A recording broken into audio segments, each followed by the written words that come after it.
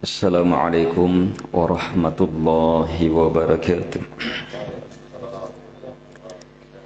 Innal hamdalillah nahmaduhu wa nasta'inuhu wa nastaghfiruh wa na'udzu billahi min shururi anfusina wa sayyiati a'malina may yahdihillahu fala mudilla lahu wa may yudlil fala hadiya lahu wa asyhadu an la ilaha illallah wahdahu la syarika lahu wa asyhadu anna Muhammadan abduhu wa rasuluh. Ya ayyuhalladzina amanu taqullaha haqqa tuqatih wa la tamutunna illa wa antum muslimun. Ya ayyuhan nasu ittaqu rabbakumul ladzi khalaqakum min nafsin wahidah wa khalaqa minha zawjaha wa batha minhuma rijalan katsiran wa nisaa'a wattaqullaha alladzi tasaaluna bihi wal arham innallaha kana 'alaikum raqiba. Ya ayyuhalladzina amanu ittaqullaha wa qulu qawlan sadida yuslih lakum a'malakum wa yaghfir lakum dhunubakum wa may yuti'illaha wa rasulahu faqad faza fawzan 'azima. Amma ba'd. Fa inna asdaqal hadithi kitabullah wa khairal hadi hadi Muhammadin sallallahu alaihi wa ala alihi wa sallam wa syarrul umuri muhdatsatuha wa kullu muhdatsatin bid'ah wa kullu bid'atin dhalalah wa kullu dhalalatin finnar. Kaum muslimin dan muslimat, al-ikhwah wal akhwat rahimakumullah.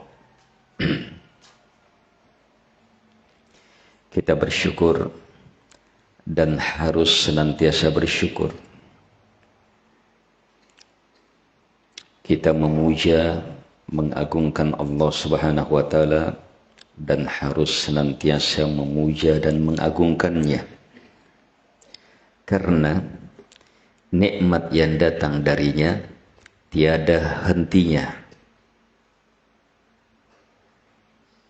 Kebaikan-kebaikan yang terlimpah untuk kita itu tidak ada habisnya.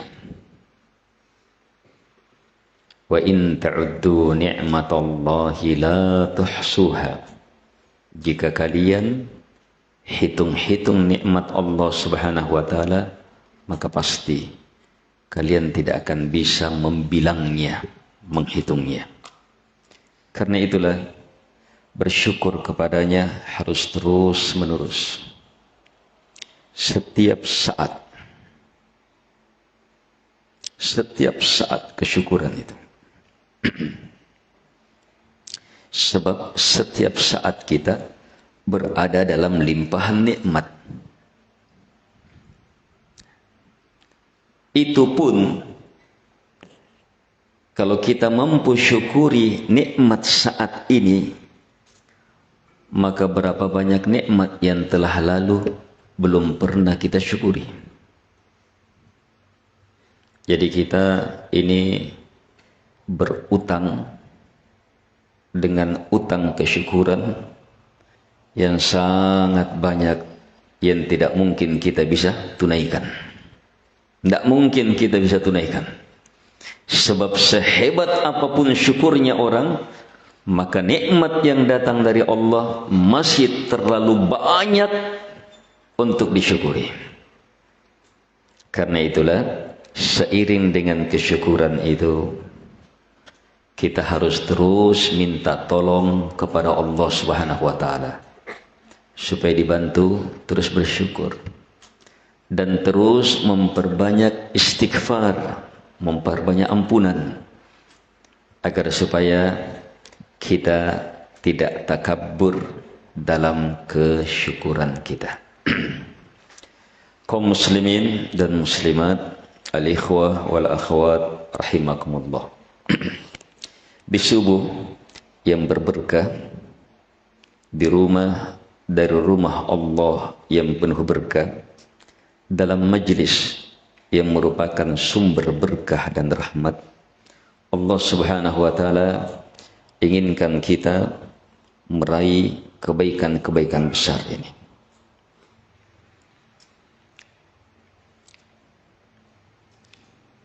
Dari terbangunnya kita sampai duduknya kita saat ini, itu kita tidak bisa hitung berapa banyak nikmat sudah.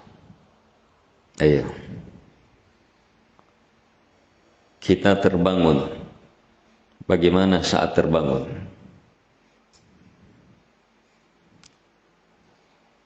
Tidak bisa dihitung berapa banyak perubahan yang ada pada diri kita. Perubahan ototnya, perubahan uratnya, perubahan sarafnya, perubahan tulangnya, perubahan lebih kecil lagi sel darahnya, perubahan lebih dalam lagi perubahan jiwa, semangat, kekuatan. Itu sekedar terbangunnya kita. Sudah tidak bisa dihitung banyaknya nikmat. Bahkan terbangunnya kita, hidupnya kita lagi, sudah merupakan nikmat tersendiri yang semua orang di alam barzakh sangat mengharapkannya.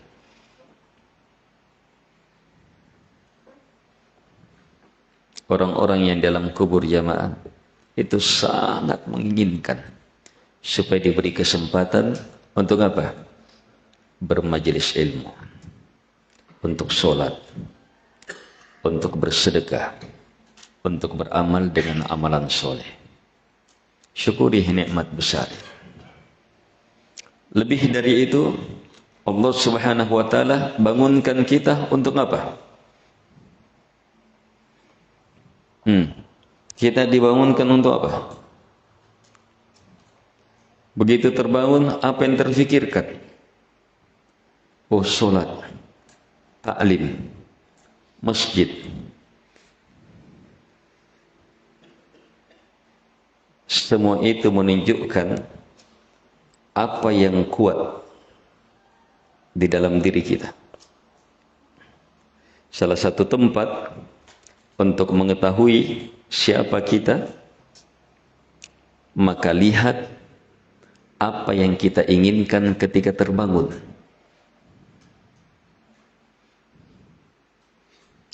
Di situ kekuatan hati yang terkuat, ikatan hati yang terkuat. Kalau orang bangun, langsung masjid, mau sholat, mau beribadah, mau ta'lim. Itu nikmat besar.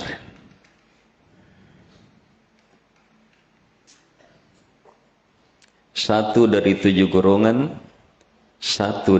golongan yang mendapatkan naungan khusus di akhirat, rajulun qalbuhu mu'allikum bil masajid. Lelaki yang hatinya terikat dengan masjid. Kekuatan ikatan itu salah satunya ditentukan itu saat bangun. Dan Allah beri nikmat besar itu kepada kita. Syukuri nikmat itu. Itu bukan sembarang nikmat. Jaga nikmat itu. Al-ikhwah wal akhwat rahimakumullah. Kesyukuran terhadap nikmat adalah kekuatan hidup. Kesyukuran terhadap nikmat itu penghancur kemalasan. Kesyukuran terhadap nikmat itu pendobrak kesulitan. Kesyukuran terhadap nikmat itu penjaga kebaikan. Kesyukuran terhadap nikmat adalah satu-satunya pintu kalau kita ingin terus bertambah dalam kebaikan. La in syakartum la azidannakum. Jika kalian bersyukur, maka pasti saya akan tambah. Pasti itu. Al-ikhwah wal akhwat rahimakumullah. Manusia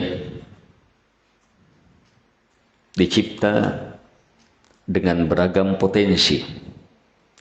Ada potensi-potensi untuk berkembang hebat, baik, tapi ada juga potensi-potensi yang bisa membahayakan kita.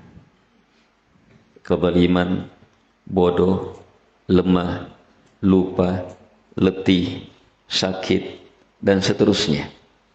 Masuk di dalamnya malas, ngantuk, tak dodok, dan seterusnya. Tapi hal-hal ini justru membuka pikiran kita untuk apa? Memanfaatkan potensi dan menghindar dan terus memperbaiki diri dari potensi-potensi yang berbahaya itu.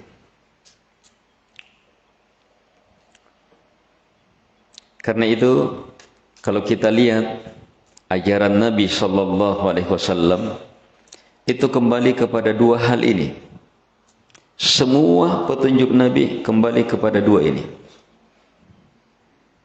Kembali kepada ajaran supaya semakin baik kita, semakin berharga, semakin berada di atas sebab-sebab kebaikan. Dan kembali kepada apa? Ilmu akan bahaya, terhindar dari bahaya, berlindung dari bahaya, dan seterusnya. Nabi mengajarkan kepada kita beriman, tapi memperingatkan akan kekafiran. Nabi mengajarkan kita bertauhid dan sekaligus memperingatkan akan bahaya syirik. Nabi menuntun kita supaya kuat dan sekaligus mengajar kita jangan melemah.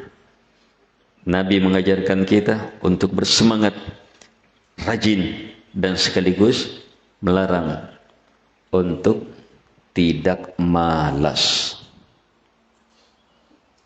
Tapi manusia kadang terkena kemalasan, kadang terkena kelemahan. Nabi datang memberi petunjuk untuk mewanti-wanti hal itu. Nabi datang sallallahu alaihi wasallam memberi petunjuk untuk mengasah potensi-potensi kekuatan, kehebatan, kerajinan guna mengikis dan menyelamatkan kita dari hal-hal yang bisa merusak. Al-ikhwah wal akhwat rahimakumullah.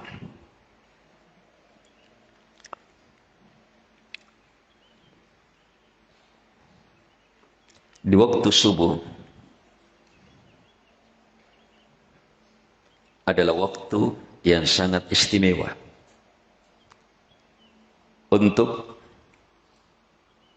bangkit dan giatnya seseorang. Ketika seseorang lemah, ketika seseorang malas dalam hidupnya, malas belajar, malas kerja, malas ini, malas itu, dan seterusnya, maka satu dari sebab besarnya adalah gagal di waktu subuh.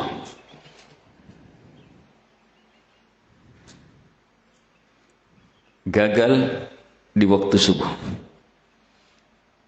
Tapi kalau di waktu subuh berhasil, maka insya Allah Ta'ala ada kekuatan besar untuk kuat, untuk berhasil, untuk semangat sampai malam. Nabi SAW bersabda, Allahumma barik li ummati fi bukuriha.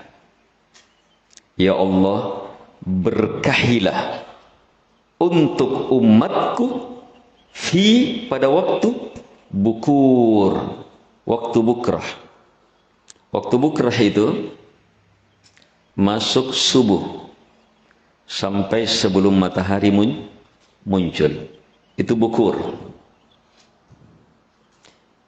Itu waktu diberkahi secara umum dan diberkahi secara khusus untuk umat Muhammad sallallahu alaihi wasallam.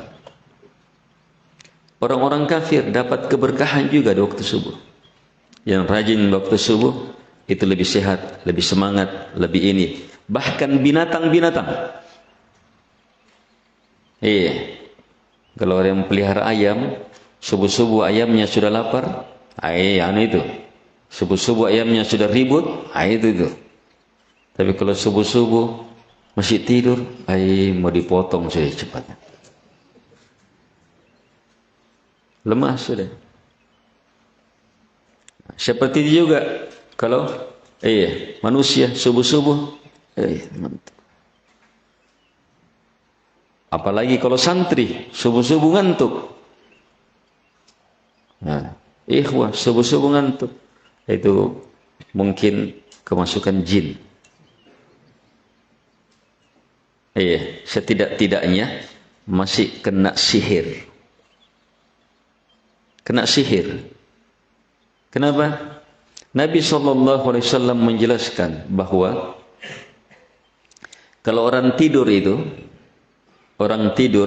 malam, syaitan berusaha mencelakai kita dengan menyihir kita dengan 3 simpul sihir. 3 simpul ikatan sihir. Sihir itu simpul-simpul, semakin kuat semakin mengerikan. 3 simpul sihir. Setiap orang kena itu.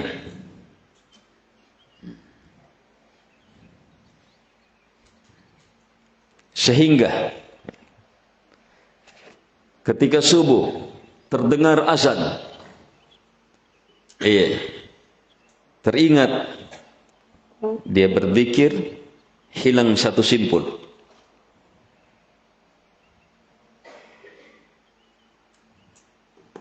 Hilang 1 simpul. Hilang 1 simpul, terdengar azan. Oh iya, azan, Allah. Hilang 1. Tapi masih ada 2. Masih ngantuk. Tapi kalau dia bangun, berwudu, maka hilang lagi 1 simpul. Tapi kalau dia sudah sholat subuh,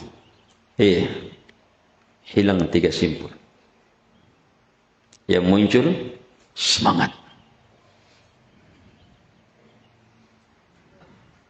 Jadi kalau ada yang masih tidak semangat setelah sholat subuh, berarti apa? Masih ada ikatan sihir.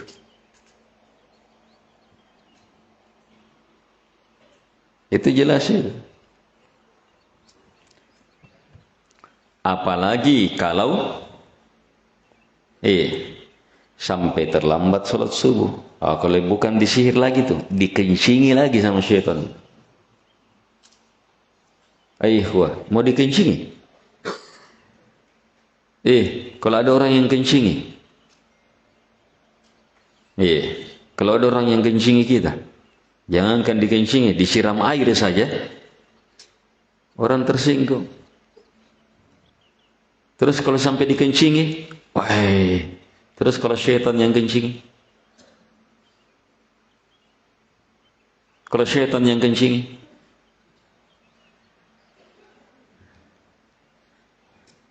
kalau orang sadar itu, tidak tidur itu, langsung bangun marah, kurang ajarnya itu syaitan itu. Tapi siapa yang dia marahi? Marahi dirimu sendiri. Lihat ikhwah, subuh itu awal kekuatan. Ada keberkahan di situ. Kalau kita lolos di situ, hidup selanjutnya lebih hebat. Kisah-kisah para ulama yang berhasil menjadi ulama-ulama besar, panutan umat, bahkan tak tertandingi di zamannya. Itu bagaimana menuntut ilmunya. Banyak kisah mereka, ternyata keberhasilan di waktu subuh.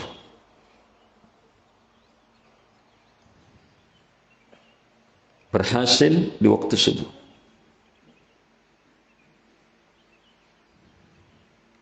Di waktu subuh lebih banyak bacaan Qur'annya. Semakin banyak Quran dia baca di waktu subuh, sebelum pergi menuntut ilmu, mencari hadis, mendatangi para ulama, mencatat dan seterusnya, semakin banyak, maka semakin banyak hadis yang mereka akan dapatkan. Semakin berhasil perjalanan menuntut ilmu di hari itu. Sebab menyatu apa? Banyak keberkahan. Keberkahan waktu, keberkahan Al-Quran. Al-ikhwa wal-akhwat rahimakumullah. Jadi cermati betul.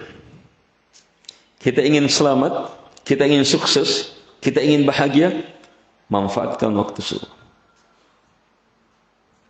Penyakit malas, penyakit ini, penyakit itu, beragam penyakit, beragam kegagalan. Iya, itu di waktu subuh sudahkah kalah. Dan lihat bagaimana agama Allah Subhanahu wa taala membuat kita bangkit di waktu subuh, membuat kita hebat di waktu subuh. Disyariatkan ibadah besar tak tertandingi, salat subuh berjamaah. Dengan 2 rakaat sebelumnya yang lebih baik daripada dunia beserta segala isinya. Ada juga syariat besar, mulia tak tertandingi, witir. Salat malam di akhir. Wabil ashar hum yastaghfirun. Di waktu sahur, ini bukan subuh. Sahur sebelum subuh. Di waktu sahur dijadikan juga sebagai waktu apa? Waktu spesial malam. Menyatu itu, bersambung itu 2 waktu spesial. Malam apa yang paling hebat? Sepertiga malam terakhirnya. Di situ turun Allah Subhanahu wa taala menyeru.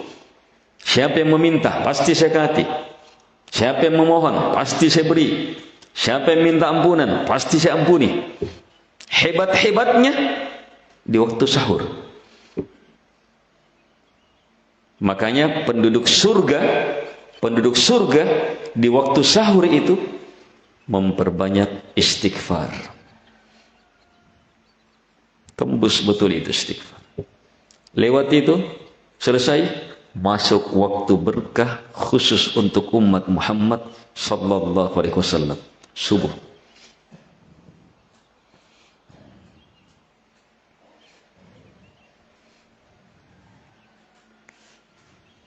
Jadi rahasia supaya tidak malas, supaya tidak lemah, supaya tidak bermasalah, dan rahasia supaya berhasil, supaya bisa terus meningkat adalah memanfaatkan 2 waktu sebelum subuh dan saat subuh sampai matahari terbit.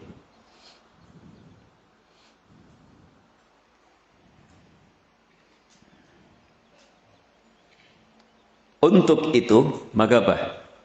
Persiapkan supaya kita bisa memanfaatkan waktu itu. Caranya, jangan terlalu lama tidur. Jangan main futsal malam-malam.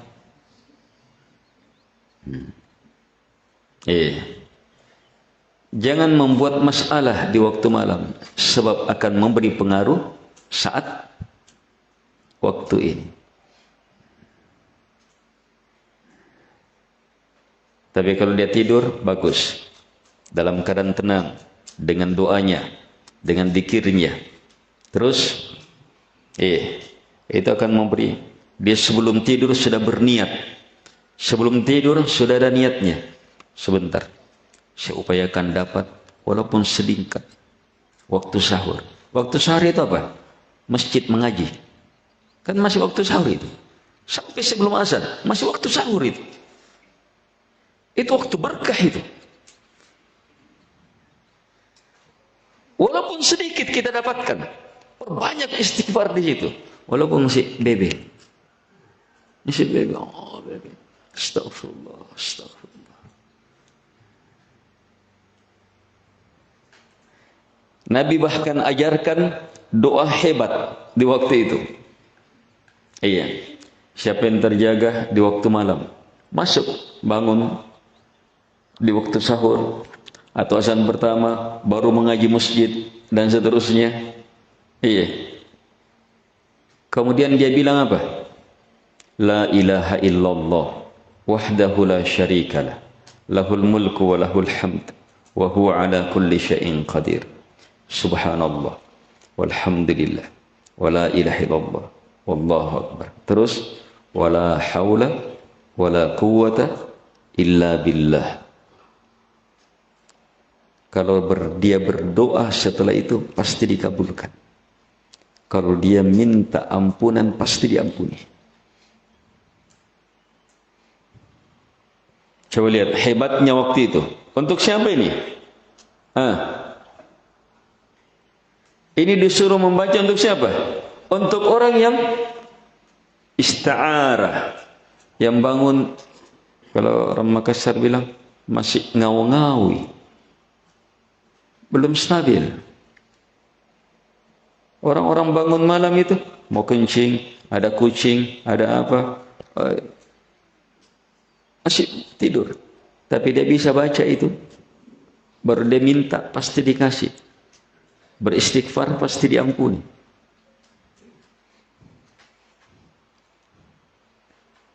Hebatnya itu waktu, hebatnya di bacaan. Walaupun orang tidak konsentrasi penuh, bisa dapat. Terus bagaimana lagi kalau konsentrasi penuh dia? Kan kalau saat dia baca itu belum terlalu hebat konsentrasinya, tapi tetap dapat keutamaan besar itu. Kenapa? Kehebatan bacaannya, kehebatan waktunya.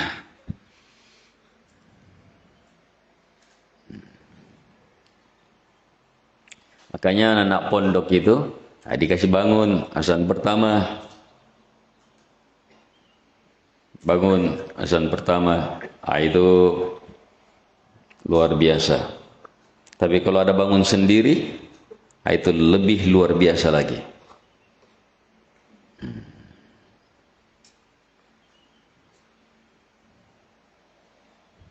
Tapi kalau nanti azan baru bangun, itu juga sudah luar biasa kalau dibandingkan dengan anak-anak di luar. Tetapi untuk anak-anak pondok itu sudah lemah. Azan baru bangun. Kalau qamat baru bangun, kalau qamat baru bangun, berarti kuat ikatan sihir itu. Kuat ikatan sihir itu. Iya. Qamat. Ada yang qamat, baru cepat. Azan pertama, azan kedua, nanti qamat betul. Ada yang qamat masih juga berat. Nanti dia dengar aminnya iman. Amin nih orang.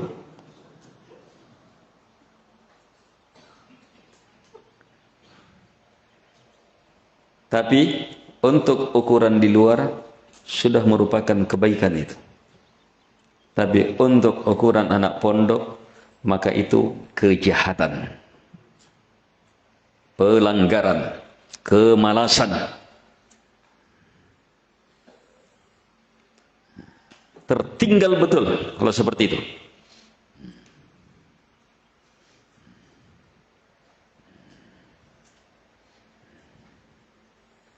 Jawab sudah terlambat.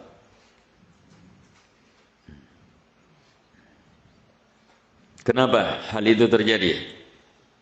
Awal tidurnya kurang benar. Awal tidurnya tidak benar.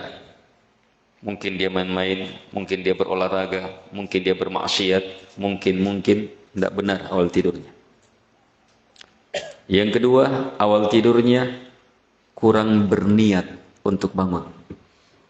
Kurang tekadnya untuk bangun.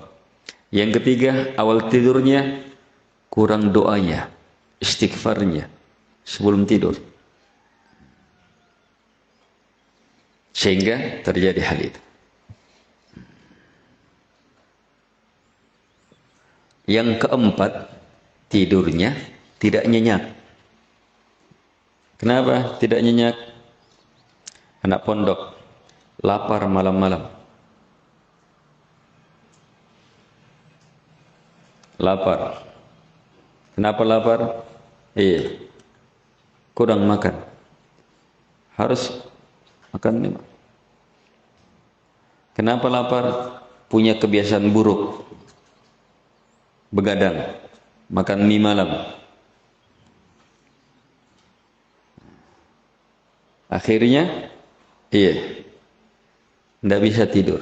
Harus bangun, makan.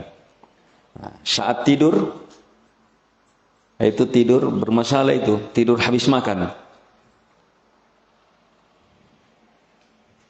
Kalau masih muda, tidak terasa. Tapi kalau 10 tahun, begitu kebiasaannya, itu sudah seperti kakek-kakek itu. Padahal masih umur 20-an tahun, 30-an tahun. Itu badannya sudah seperti kakek-kakek. Tidak ada harapan sudah. Tidak bisa disuruh kerja angkat tiang sudah. Lemah sudah. Akan banyak penyakitnya itu.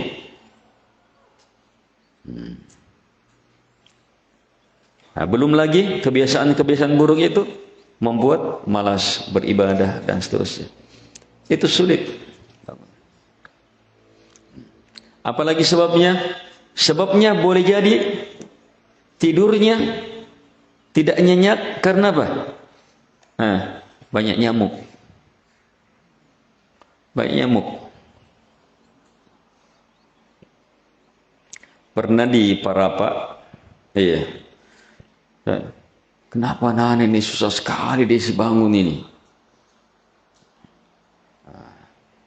Di antara sebabnya dipelajari, banyak nyamuk, anak-anak susah tidurnya. Tidur, tapi bangun lagi. Tidur, bangun lagi. Jadi dalam semalam terganggu terus. Tertidur juga, tapi bangun. Tertidur, bangun. Saat betul-betul puncak ngantuknya, jam 1, jam 2 baru tertidur betul. Atau nanti jam 3-an baru tertidur betul. Justru di situ dia bangun sudah. Berat bangun. Diwajibkan pakai kelambu. Begitu pakai kelambu, enak tidurnya. Gampang dikasih bangun. Salah satu sebabnya itu. Ketika tidur,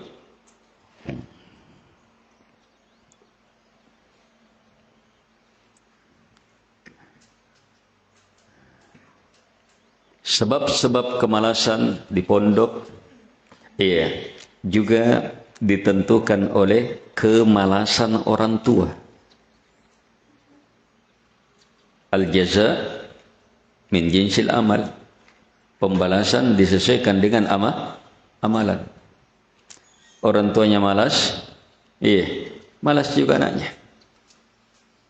Allah balas begitu.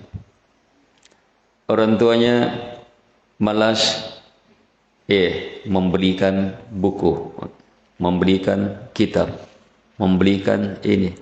Anaknya juga malas. Orang tuanya malas, kirim pembeli Indomie, kirim ini. Anaknya juga malas. Orang tuanya malas, bayar SPP pondok.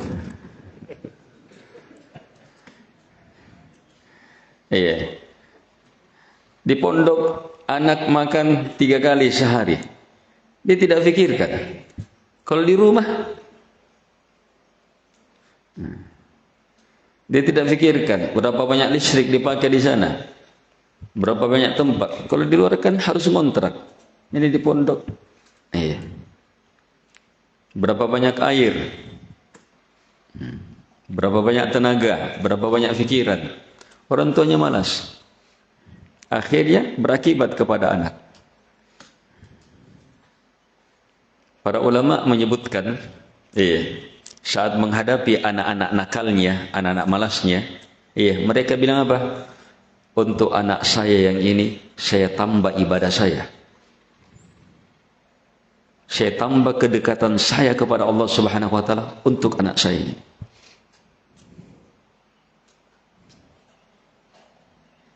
Tambah doanya, tambah perhatiannya, tambah mengharap kepada Allah, bertambah ibadahnya supaya apa?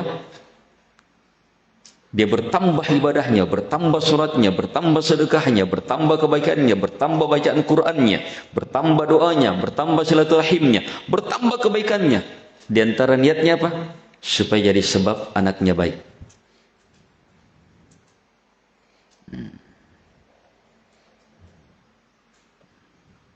Di antara sebab anak malas, anak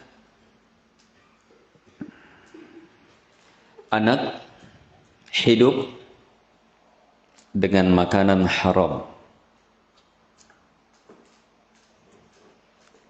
Itu berat dididik.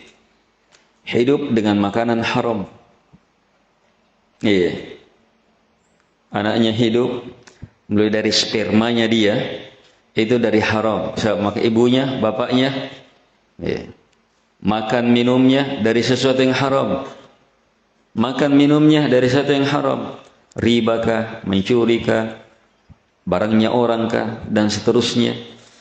Dari sesuatu yang haram. Lahir anak dari itu. Tumbuh dari itu. Disusui dengan itu.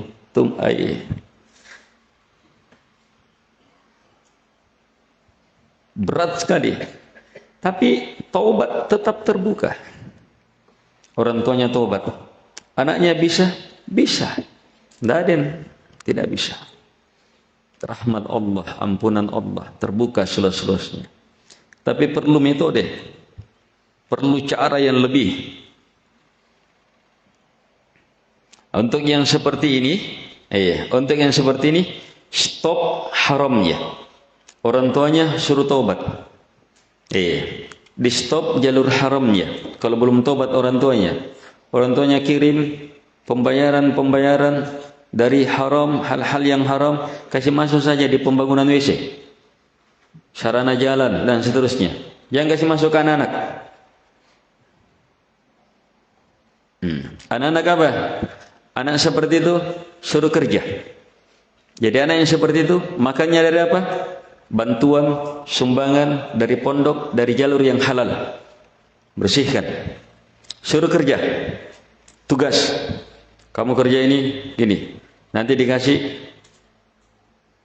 50.000. Untuk apa? Dari situ dia makan. Jadi dididik dia selama beberapa tahun di pondok makan dari hasil kerjanya. Itu membersihkan.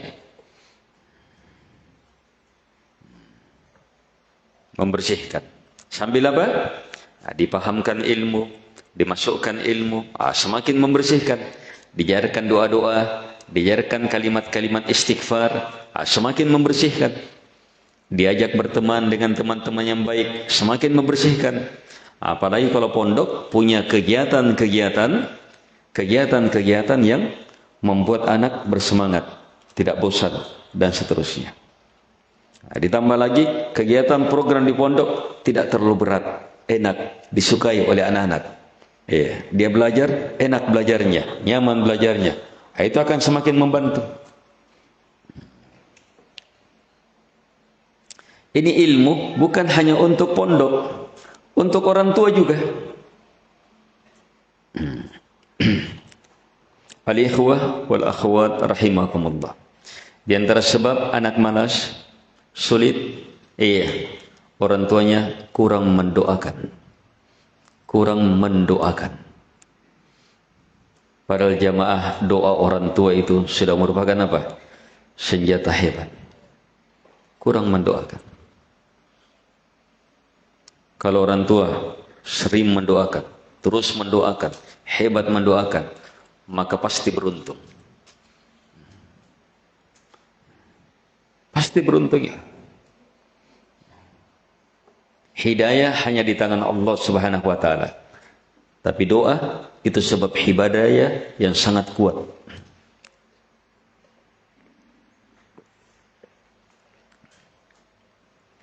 Al-ikhwah wal akhwat rahimakumullah. Tayyib.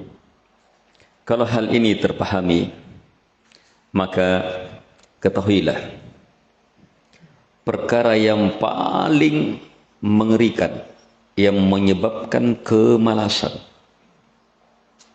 bahkan menyebabkan semakin melemah, bahkan menyebabkan semakin parah, bahkan menyebabkan kematian hati. Masih hidup dia, tapi dianggap mayat sudah. Adalah maksiat. Ada maksiat, efeknya malas saja. Tapi ada maksiat, efeknya membuat tidak mampu. Kan beda malas. Iya, kalau malas mungkin masih punya kemampuan. Iya, tapi ada memang dihilangkan kemampuannya, tidak mampu. Itu efek dari efek-efek dosa. Tapi ada dosa lebih parah, membuat penyakit. Sehingga dia tidak bisa bergerak, berpenyakit betul. Terbaring dia. Ada efek dosa yang membuat dia seperti orang sakarat. Bahkan ada efek dosa membuat orang mayat. Padahal masih hidup. Mungkin badannya besar. Iya. Hebat bermain. Hebat ini. Tapi mayat. Gimana mayat? Gimana mayat? Mayat melihat? Tidak melihat. Mayat mendengar? Tidak mendengar. Mayat ditegur, mayat ditendang, tidak merasa. Mayat ada orang hidup tapi mayat. Hidup tapi mayat dia, mati sudah. Kenapa? Tidak ada pendengaran sudah. Dia tidak bisa melihat kebenaran sudah. Ditegur dengan musibah-musibah, ditegur dengan kondisi-kondisi, ditegur. Tidak sadar.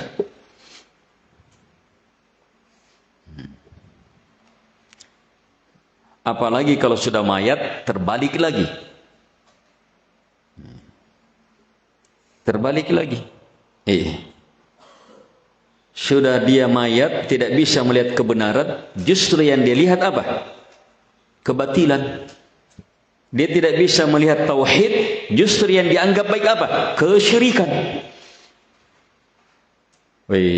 Mengerikan hidup seperti itu. Al-ikhwah wal akhwat rahimahumullah. Nabi SAW bersabda, ihris al-mu'minul qawi khairun wa ahabbu ilallah minal mu'minid da'if.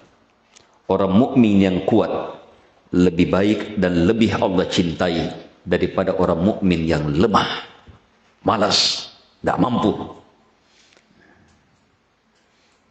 Wa fi kullin khair, hanya kata Nabi, seluruhnya dalam kebaikan. Sebab sedikit keimanan sudah merupakan apa? Kebaikan besar dibandingkan dengan seluruh kekafiran. Tetapi jamaah, di antara orang-orang beriman ada yang lebih Allah cintai, ada yang lebih mulia. Siapa itu? Orang beriman yang lebih kuat. Lebih kuat. Setelah itu, setelah berita ini, setelah ilmu ini, Nabi memberi 4 ilmu kekuatan. Ihris ala ma yanfa'uk. Harus penuh semangat terhadap apapun yang bermanfaat bagi kamu. Wasta'in billah, minta tolonglah hanya kepada Allah Subhanahu wa taala. Wala ta'jaz, jangan pernah melemah.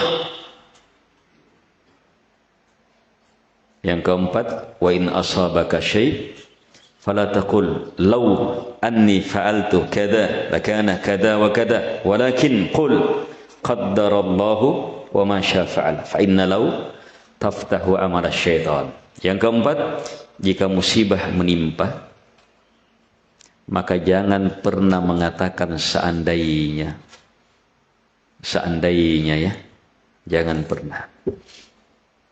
Seandainya saya begini maka begini dan jangan. Sudah turun, pasti terjadi.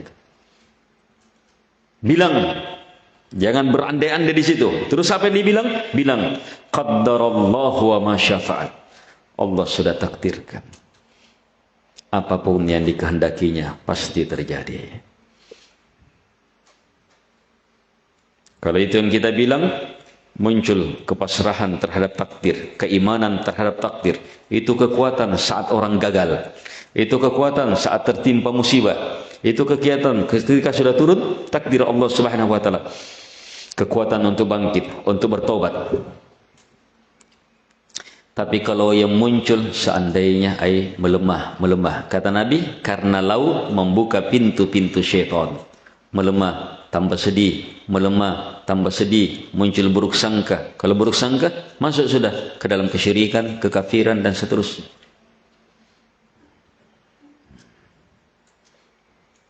Ini kekuatan. Ihris ala ma yanfa'. Harus memiliki semangat.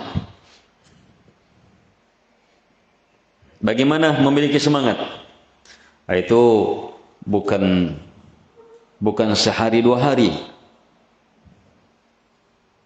Anak-anak sejak kecil dikasih kekuatan semangat. Berpikir harus kejar bermanfaat. Harus punya cita-cita yang bermanfaat. Pokoknya jadi orang yang paling bermanfaat. Itu terus. Woi, bagusnya, banyaknya manfaatnya, baiknya. Ini nanti akan mulia di surga, akan mulia di sisi Allah Subhanahu. Terus tanamkan semangat itu. Untuk mengejar manfaat, jadi orang paling bermanfaat. Sebab tidak ada yang lebih mulia dari itu. Khairukum anfa'ukum linnas. Yang paling baiknya kalian adalah yang paling bermanfaat bagi manusia. Kata Nabi, ihris ala ma yanfa'uk. Harus penuh semangat terhadap apapun yang bermanfaat.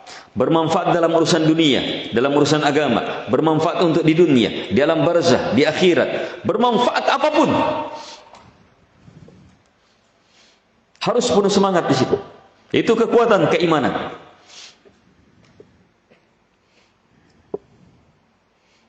Nah, di situ akan lebih kuat. Kalau lebih kuat, lebih Allah cintai, lebih mulia, lebih baik. Sama-sama sholat. Tapi ketika berbeda kekuatannya, maka berbeda pahalanya. Kapan berbeda kekuatan? Ketika berbeda hirs, keinginan. Sama-sama sholat, tapi berbeda keinginannya. Oh, ini datang sholat ke masjid. Kenapa? Mau pergi menagih. Iya.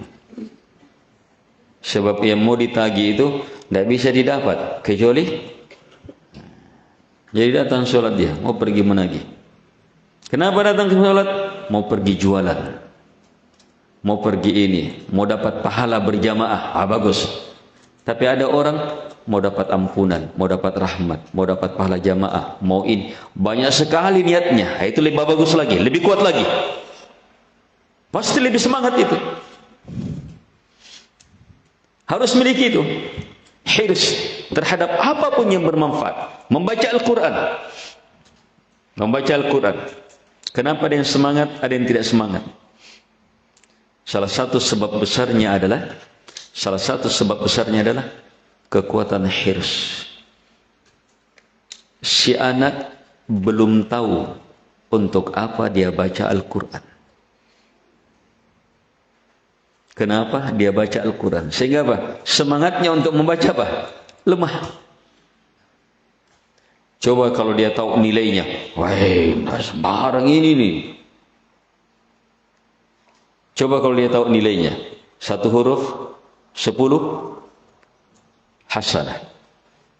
Kalau alif lam mim sudah 3 huruf 30 hasanah. Jangankan 30, satu hasanah itu di akhirat sudah mengalahkan dunia beserta segala isinya. Satu hasanah. Hebatnya itu bacaan Quran itu. Wah. Belum lagi apa? Para penghafal itu apa? Para penghafal itu anak yang paling berbakti kepada kedua orang tuanya. Iya, kenapa? Sebab orang-orang tua para penghafal akan dimuliakan di akhirat, dipakaikan mahkota. Mereka bilang, dari mana ini? Hafalan anak. Dapat.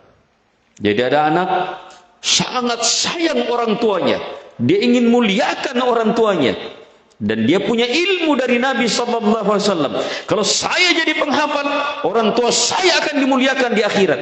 Itu semangatnya dia menghafal. Hirsnya. Nah, ini ilmu untuk ustadz semua pengolah pondok. Iya.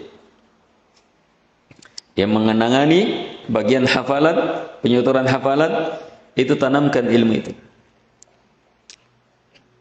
Iya, tanamkan ilmu itu. Sebelum anak-anak diharuskan, harus menghafal, harus menyutur sekian, harus menyutur sekian. Tanamkan dulu ini. Tanamkan. Kenapa menghafal? Kenapa membaca Al-Quran? Bacakan apa? Seluruh fadailul Quran. Ilmu tentang keutamaan kemuliaan Quran. Ajarkan. Tapi sedikit-sedikit. Pahamkan, ingatkan, dan seterusnya. Dan itu banyak sekali. Dipahamkan sedikit-sedikit, diingatkan, sehingga terbentuk jiwa anak untuk apa? Untuk menghafal. Kalau ini terbentuk, biar hafalannya anak-anak tidak tembus, tidak ada masalah. Kalau itu terbentuk, kenapa dia menghafal? Terbentuk itu dengan hadits ini, dengan ayat ini, dan itu banyak sekali ilmunya. Terbentuk itu biar anak-anak tidak tembus hafalannya. Sudah berhasil besar sudah itu. Sebab yang seperti ini biar sudah selesai pondoknya pasti terus menghafal. Pasti terus membaca Quran. Dia tidak akan tinggalkan sudah. Itu berhasil sudah. Itu keberhasilan. Jadi tanamkan terus itu. Itu setiap saat ditanamkan. Tapi jangan membosankan. Jangan memberatkan. Sebab banyak sekali keutamaan Al-Quran itu.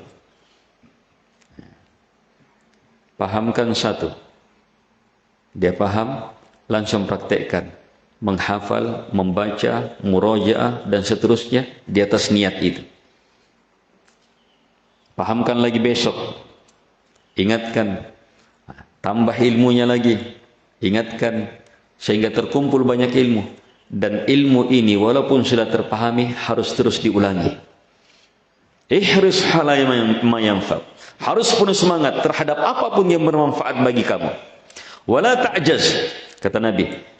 Wasta'in billah, dan minta tolonglah hanya kepada Allah Subhanahu wa taala. Itu kekuatan kedua. Orang bagaimanapun semangatnya, salat, beribadah, bekerja, bercocok tanam, menghafal, dan seterusnya, semua yang bermanfaat.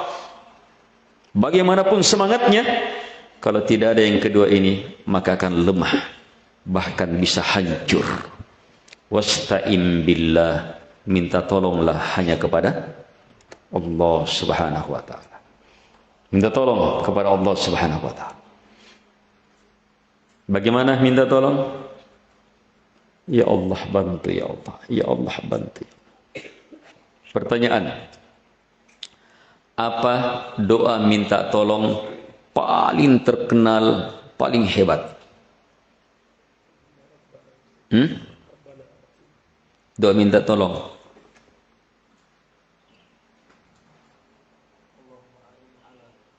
Allahumma a'inni ala dzikrika wa syukrika wa husni ibadatik.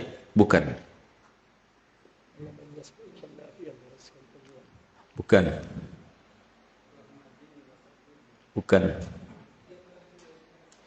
Bukan. Ini anak bayi juga sudah hafal. Sementara antum bismillah. Bismillah. Bismillah. Tidak ada yang kalahkan, dan itu paling terkenal. Sampai orang kafir juga bismillah. Ya orang kafir. Yang bergaul Cina-Cina, pedagang bergaul sama haji-haji, bismillah. Bismillah ya, bismillah. Bismillah Pak Haji. Bismillah. Jadi bacaan bismillah itu doa isti'anah, minta tolong paling hebat, paling dahsyat, paling luar biasa. Mau lihat buktinya? Sesuatu yang paling luas, paling berat itu harus dengan basmalah. Al-Quran. Al-Quran apa awalnya? Bismillahirrahmanirrahim. Basmalah.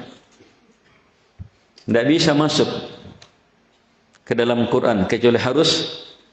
Tidak bisa masuk ke suratul Fatihah, ke suratul Baqarah, ke semua surah. Harus apa? Bismillahirrahmanirrahim. Mau makan, mau minum, keluar rumah, beraktivitas, naik kendaraan, hubungan suami istri, bismillah. Menyembelih, bismillah. Perhebat itu makna basmalah. Minta tolong betul di sini. Tapi ada bacaan lebih dahsyat lagi, tapi tidak semua orang tahu. Lebih spesial lagi, tapi tidak semua orang tahu. Itu yang disebutkan tadi. Bacaan sebelum salam. Allahumma a'inni ala dzikrik wa syukrik wa husni ibadatik. Kalau orang yang malas-malas senantiasa baca doa ini dan jujur dalam membacanya, hilang itu. Hilang itu. Yang penting jujur betul baca. Ya Allah, a'inni, bantu saya ya Allah. Ala dzikrik, untuk senantiasa berzikir kepadamu. Wa syukrik, untuk senantiasa bersyukur kepadamu. Wa husni ibadatik, untuk senantiasa memperindah ibadah kepadamu. Minta tolong kepada Allah sebelum salam. Waktu mustajabah doa. Kalau dia betul-betul minta di situ, dihilangkan itu. Berhebat itu, minta itu. Jadi kalau sudah punya semangat, kemudian minta tolong hanya kepada Allah Subhanahu wa taala, minta tolongnya disertai dengan doa-doa hebat tadi, maka apa? Selamatkan diri selanjutnya dari dua hal. Kalau sudah punya ini, terus sudah itu. Selamatkan diri dari dua hal. Wala ta'jaz, jangan pernah melemah. Jangan pernah malas-malas. Jangan pernah melemah. Jangan pernah berpikir, saya tidak bisa itu. Padahal sebenarnya bisa. Wala ta'jaz, jangan pernah melemah. Tapi kalau kita tidak mampu, lain dengan melemah. Ada orang tidak mampu. La yukallifullahu nafsan illa wusaha. Kalau orang tidak mampu, Allah tidak bebani. Tapi melemah, malas. Ada orang tinggal dekat masjid, tidak sampai-sampai ke masjid.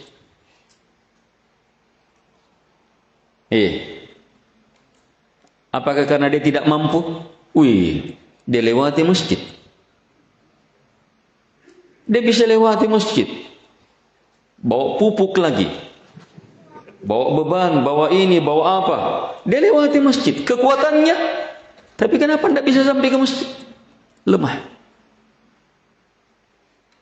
Wala ta'jaz, kata Nabi, jangan pernah melemah.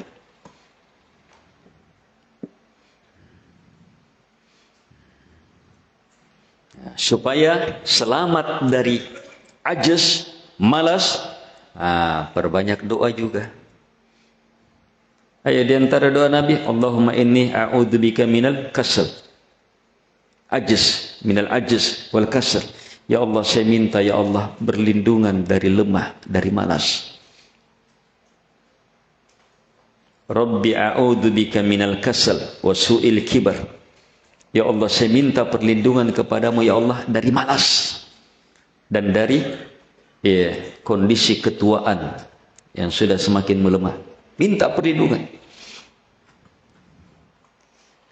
Kenapa Nabi? Nabi saja minta perlindungan supaya diselamatkan dari itu. Padahal Nabi yang paling kuat, paling hebat. Sebab itu penyakit berbahaya.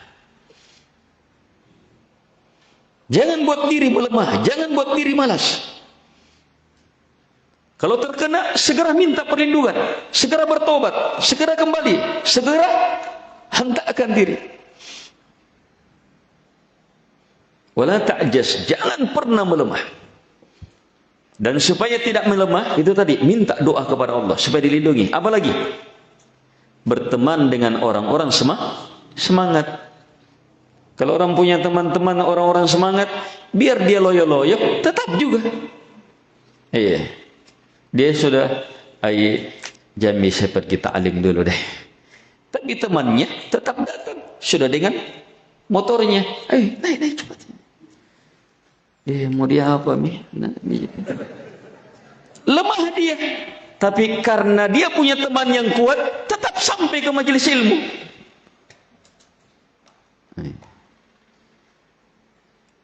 Demikian pula amalan yang lainnya. Wala ta'jaz, kata Nabi, jangan pernah melemah. Ini pintu melemah, pintu malas, itu pintu yang akan menghancurkan.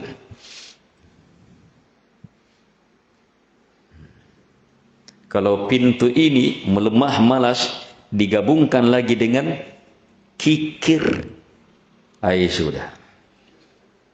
Digabungkan lagi dengan penakut, sudah tanpa parah.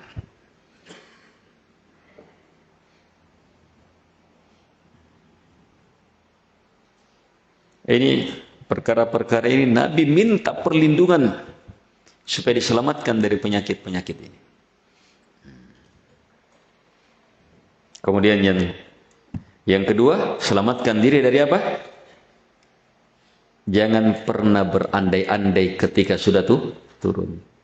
Kita sudah berusaha menghafal, mendidik, bercocok tanam, berkebun, berini, berusaha dengan penuh semangat, bermanfaat untuk mengejar manfaat di dunia. Minta tolong hanya kepada Allah Subhanahu wa taala dan tidak melemah. Tapi kalau Allah takdirkan kurang hasilnya, Allah takdirkan panennya gagal, Allah takdirkan, maka apa? Saat itu bisa hancur semua itu. Kalau orang salah dalam berucap, saat itu, kalau orang benar dalam berucap, bisa dirubah semua kegagalan itu. Bisa berubah menjadi kekuatan. Kalau orang baca, qaddarallahu wa ma syafa'at. Dia sudah berupaya, dia sudah berusaha, dia sudah tidak melemah, minta tolong hanya kepada Allah Subhanahu wa taala. Tapi ternyata gagal panennya. Apa yang dia bilang? Qaddarallah wa ma syafa'at. Allah sudah takdirkan. Mau apa? Apapun yang dikehendakinya pasti terjadi. Dia susul dengan inna lillah wa inna ilaihi raji'un. Sungguh kita ini miliknya Allah dan pasti akan kembali kepada Allah. Itu akan membuat tenang. Semakin dia cermati doa itu, kuat, bangkit. Sehingga apa? Terbuka fikirannya, terbuka hidayah, terbuka hatinya. Oh, ternyata salah saya. Dia bisa melihat kenapa sampai gagal. Terbuka. Oh, di sini salahnya. Yang ilmu itu sudah menjadi hasil terbesar melalui kegagalan itu. Dengan ilmu saat gagal itu, dia bisa bangkit dengan keuntungan yang berlipat-lipat dari kegagalan itu. Itu ketika dihadapi dengan apa? Qaddarallah wa ma syaa fa'al. Akan terbuka hati. Apalagi hati terbuka. Astaghfirullah. Dosa. dosa. Ini gagal, dosa. Kenapa saya tidak bisa menghafal? Kenapa saya susah bangun? Kenapa saya susah ini? Kenapa saya gagal ini? Kenapa Astaghfirullah. Dibuka fikirannya. Karena dia kembali kepada Allah, beriman kepada Allah. Dibuka fikirannya untuk apa? Bisa melihat cacatnya, kekurangannya, dosanya. Sehingga muncul apa? Astaghfirullah. Apalagi kalau dia buka lagi fikirannya. Oh, kegagalan ini, subhanallah. Alhamdulillah. Ternyata apa? Allah inginkan dengan kegagalan ini supaya dosa-dosa saya gugur. Dosa-dosa saya bersih. Alhamdulillah. Idza aradallahu bi'abdihil khair. Jika Allah menginginkan kebaikan kepada hamba, apa? Ajjala lahul uquba fid dunya. Allah segerakan pembalasan dosanya di dunia. Wa idza arada bi 'abdihi syarr, amsaka anhu bi dambi hatta yuwafiya yaumal qiyamah. Jika Allah inginkan bahaya untuk hamba, maka ditahan dosanya, tidak ditegur-tegur, tapi di akhirat habis. Di akhirat akan sangat mengerikan. Jadi terbuka hatinya dengan apa? Kembali kepada Allah, kekuatan keimanan kepada takdir, sehingga apa? Dia bisa melihat ternyata dosa saya, ternyata baiknya Allah. Allah inginkan apa? Allah inginkan dosa saya gugur. Allah inginkan saya bersih. Allah inginkan saya sehat. Allah inginkan saya semakin kuat. Alhamdulillah. Jadi saat dapat musibah, ucapannya banyak. Tapi yang paling mendasar adalah qaddarallah wa ma syafa'al. Inna lillah wa inna ilaihi raji'un. Tapi bisa juga yang muncul apa? Astaghfirullah. Astaghfirullah. Bisa yang muncul apa? Alhamdulillah. Bisa yang muncul subhanallah. Bisa yang muncul la ilaha illallah. Bisa yang muncul Allahu Akbar. Banyak, tergantung apa yang menggerakkan. Dan jangan lupa, saat dapat musibah, saat terbukanya pintu untuk berdoa. Jadi dikasih musibah, dibuka pintu untuk berdoa. Makanya doanya Nabi, setelah baca apa? Inna lillahi wa inna ilaihi raji'un. Apa setelahnya? Allahumma ajurni fi musibati wa akhluf li khairam minha. Allahumma ajurni, ya Allah beri saya pahala dalam musibah ini. Coba lihat, minta pahala. Solat minta pahala, musibah juga minta pahala. Jadi kesempatan dapat pahala. Allahumma ajurni fi musibati. Terus wakhluf li khairan minha. Ganti untukku ya Allah lebih baik dari itu. Ganti ya Allah yang lebih baik dari itu. Ayo, kehilangan musibah apapun. Sehingga apa? Dengan 4 ini, apapun keadaannya, kuat.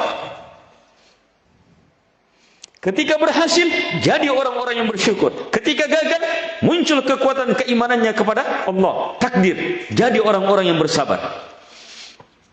Syukur juga, itu kembali kepada yang keempat tadi. Kekuatan keimanan terhadap takdir. Isti'anah, minta tolong hanya kepada Allah Subhanahu wa taala. Berhasil dia. Alhamdulillah, kan pertolongan Allah.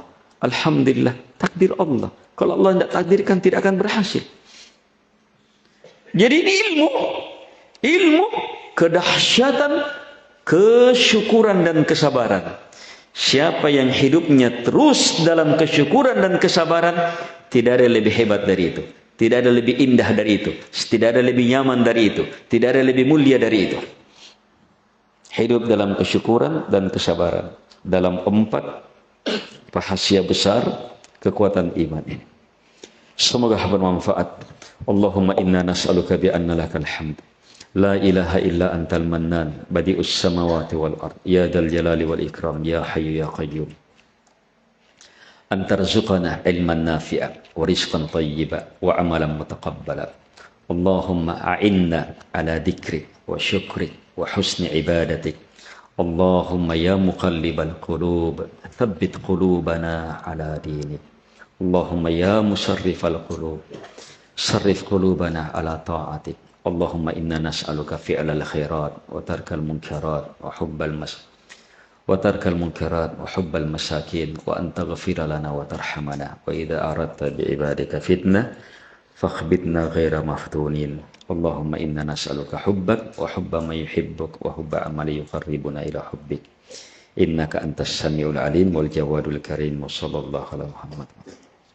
Assalamualaikum warahmatullahi wabarakatuh.